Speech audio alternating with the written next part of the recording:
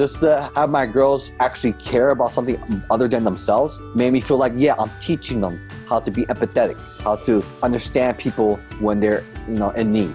And hopefully that transfer into how they treat each other. Here's a story that got us in our feels this Friday. How a softball coach is changing lives in the Hispanic community and beyond.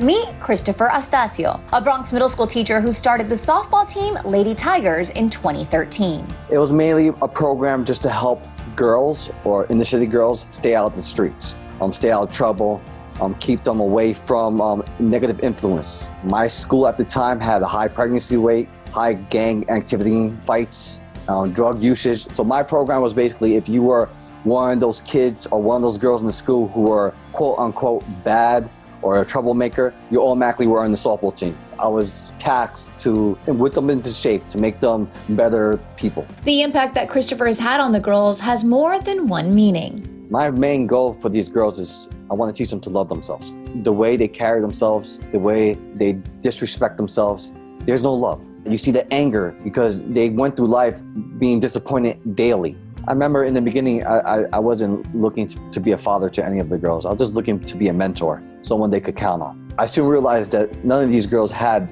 fathers. And it wasn't until one girl stopped me in the hallway and said, "Mr. Estacio," I'm like, "What's going on?" And she was really sad because her birthday just passed and her father didn't call. But I said happy birthday to her and I remembered. She's like, "You remember my birthday?" I was like, "Of course I remember your birthday. I'm like, I love you." She goes, "My dad never said that to me." She's like, "But can I just call you dad?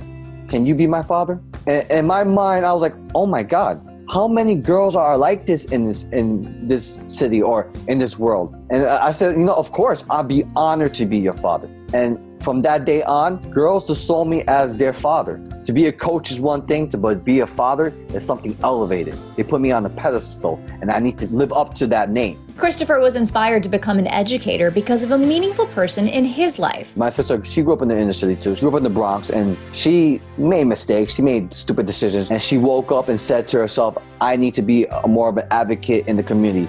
I don't want girls to grow up the way I did. I don't want girls to make the same choices I made. So she became an advocate for girls in her community, and she often asked me to help her. And of course, I was younger back then. I was like, nah, I don't got time for that. But sooner or later, I started working with children after school. I started working in camps. But then one day, she told me, hey, Chris, I really think you should become a teacher. I think you have more influence than me. I was like, nah, I don't have influence more than you. She's like, no, I believe in you. I literally 2 weeks later, on Mother's Day, she died. And I remember going to the funeral, and the funeral was so packed with people I did not know. And one by one, these girls came up to me and she goes, oh my God, your sister was such, she helped me so much. And they kept coming up to me. I remember going to my sister's casket and I held her hand and I told my sister, don't worry, I'm gonna make you proud.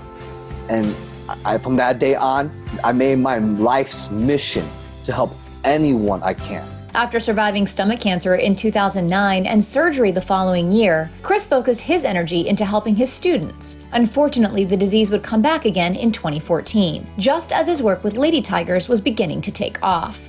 I went through surgery. They took out 1/3 of my stomach. They rerouted my esophagus. It was the most pain I've ever been.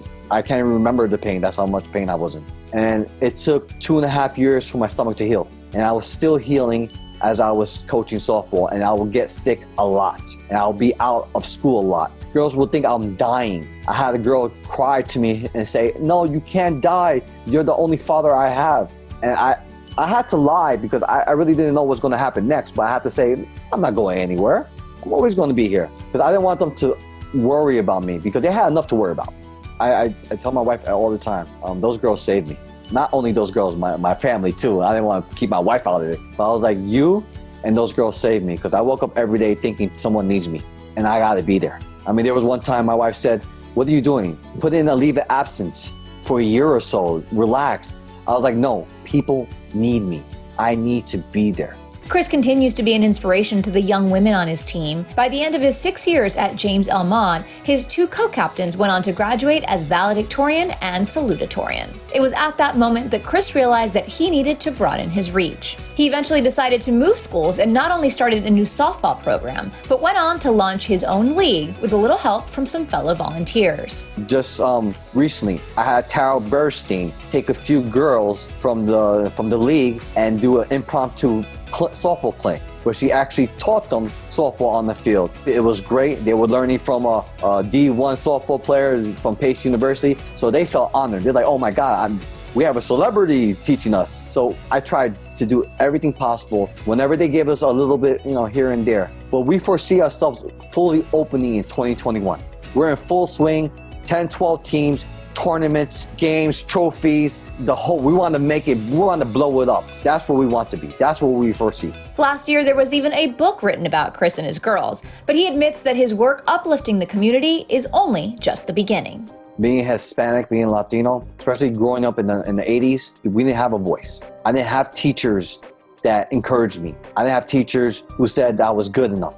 I didn't want my people to feel less than human. So I felt like I needed to uplift my people in any way I could, give them a voice, because we are so often silenced that it becomes nauseating. Like, you're not going to get opportunities. You got to go get them.